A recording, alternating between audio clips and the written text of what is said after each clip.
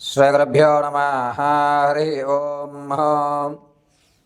గణానాం త్వా గణపతిగుం భవామహే కవిం కవీనాముపమశ్రవస్తమం జ్యేష్ఠరాజం బ్రహ్మణాం బ్రహ్మణస్పద ఆనుశృణ్వన్నోతభి సీదసాధనం. శ్రీమహాగణాధిపతే నమః. ప్రణో దేవీ సరస్వతీ వాచేభిర్వాచనీవతే ధీనామవిత్రేవతో. శ్రీమహాసరస్వత్యై నమో నమః. జగతం పితరం వందే పార్వతీ పరమేశ్వరం. ఈశ్వర మహాదేవి మహారూపి మహాకాళీ మహాలక్ష్మి మహాసరస్వతి అనుగ్రహ సిద్ధ్యర్థే. అందరికీ కూడా వచ్చేటువంటి 7వ తారీఖు 9వ నెల 2025 పౌర్ణిమ శనివారం రోజు భాద్రపద మాస శుద్ధ పౌర్ణిమ శనివారం. ఆ రోజు సంపూర్ణమైనటువంటి రాహుగ్రస్త చంద్రగ్రహణం అనేటువంటిది ఏర్పడుతుంది. ఈ రాహుగ్రస్త చంద్రగ్రహణం ఏర్పడడం వల్ల అందులోనూ కర్కాటక రాశి వారికి, శతభిష నక్షత్రయుక్త కుంభరాశి వారికి, కర్కాటక రాశి వారికి ఈ యొక్క గ్రహణము అనేటువంటిది మిక్కిలి దోషంగా గోచరిస్తోంది. అంతేకాకుండా ఈ యొక్క వృశ్చిక రాశి వారు, కర్కాటక రాశి వారు, కుంభరాశి వారు, ఈ 3 రాసుల వారు కూడా చంద్రగ్రహణ ప్రభావం వల్ల వచ్చేటువంటి నెలలో కొన్ని వినూత్నమైనటువంటి మార్పులు చోటు చేసుకుంటున్నాయి. ఆ మార్పులు ఏ విధంగా జరుగుతాయి, ఈ గ్రహణ ప్రభావం వల్ల ద్వాదశ రాశుల వారికి ఏ విధమైనటువంటి ఫలితాలు ఉండబోతున్నాయి, ఏ విధమైన ప్రమాదాలు జరగబోతాయి అనేటువంటిది తెలుసుకుందాం.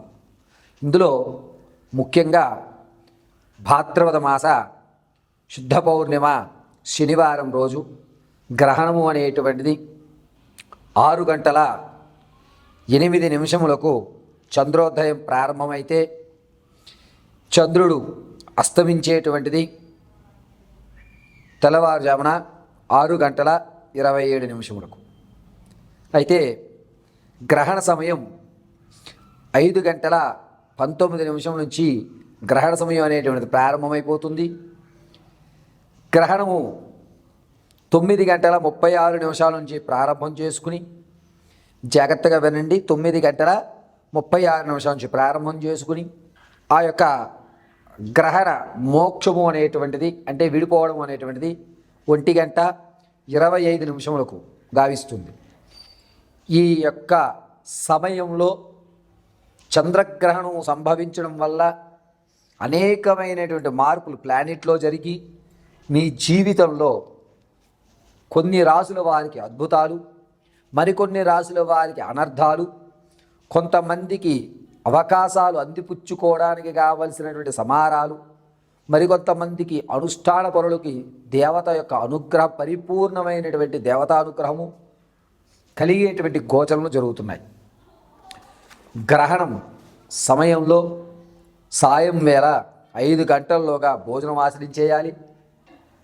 ఈ గ్రహణము శనివారం రోజు శుద్ధ పౌర్ణమిలో ఏర్పడుతోంది కావున గర్భిణీ స్త్రీలు ఏ విధమైన జాగ్రత్తలు తీసుకోవాలి, అందులోనూ ముఖ్యంగా కుంభ, కర్కాటక, మీన, వృశ్చిక ఈ 4 రాసుల వారు ఈ గ్రహణ ప్రభావం వల్ల ఏ విధమైన ఇబ్బందులు పడతారు అనేటువంటి విషయం, దాంతోపాటుగా ఆర్థికంగా స్థిరపడడానికి ఈ గ్రహణం మనకి ఏ విధంగా సహాయపడుతుందా అనేటువంటి విషయాలు పరమశివుడి యొక్క అనుగ్రహంతో యథాశక్తానుసారము కూడా ఈ గ్రహణంలో మీరు చేయవలసిన పనులు, చేయకూడని పనులు, ఏ పని చేస్తే కలిసి వస్తుంది, ఏ పని చేస్తే మీరు ఇబ్బందులు పడుతున్నారు అనేటువంటి విషయాన్ని మీకు కూలంకషంగా తెలియజేయడం జరుగుతుంది. మేషం ప్రారంభం చేసుకుని మీనరాశి వరకు కూడా జరిగేటువంటి అన్ని విషయాలని కూడా మీకు క్లుప్తంగా ఈ యొక్క వీడియో ద్వారా మీకు తెలియజేయడం జరుగుతుంది. తదుపరి వృశ్చిక రాశి వారు. వృశ్చిక రాశి వారికి ఈ గ్రహణము అనేటువంటి అధికమైన ప్రభావం చూపిస్తోంది. దీనివల్ల మీరు ఇంతకుముందు చేసినటువంటి తప్పిదానికి శిక్ష అనుభవించడం, 10 మందిలో కూడా నేను చేయలేదు అన్నా సరే లేదు నువ్వే చేసావు అనేటువంటి నేరాబడిన పడ్డం, అంతేకాకుండా గౌరవం అనేది 10 మందిలో తగ్గిపోవడం, ఫంక్షన్లోను శుభ కార్యక్రమాల్లోనూ మీరు పాల్గొనేటట్టుగా చాలా జాగ్రత్తగా అంటున్నట్టు ఉండండి. ఎందుకంటే మీ మీద నేరాబడిన జరిగి మీ బంధువర్గంలో మీ పేరు మొత్తాన్ని కూడా అసలు మిమ్మల్ని మీ మాటని కానీ మీ పేరుని కానీ ఉచ్చరించడానికి లేకుండా ఉండే విధంగా శత్రువులు దాడి చేయడానికి అవకాశం ఎక్కువ కనబడుతూ ఉంటుంది.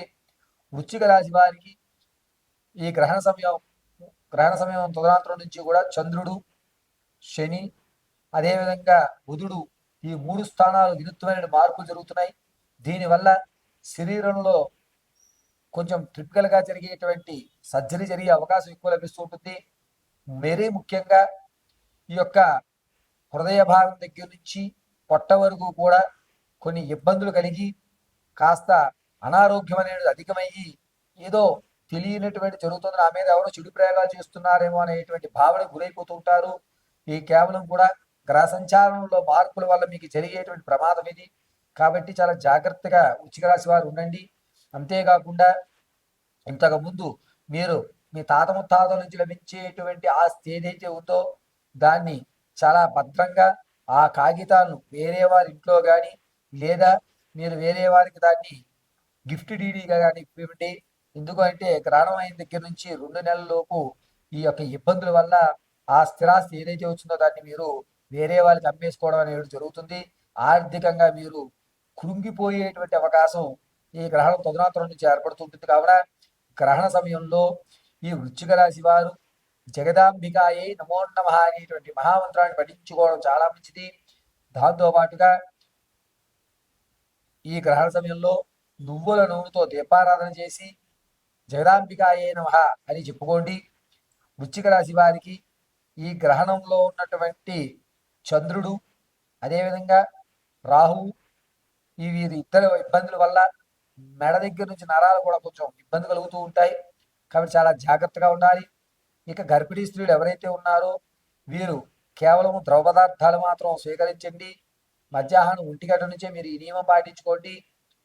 సాయంత్రం వేళ ఎట్టి పరిస్థితుల్లోనూ కూడా మీరు ఫ్రూట్స్ తినండి తప్ప ఎటువంటి అన్నము ఇతర పదార్థాలు తీసుకోవద్దు.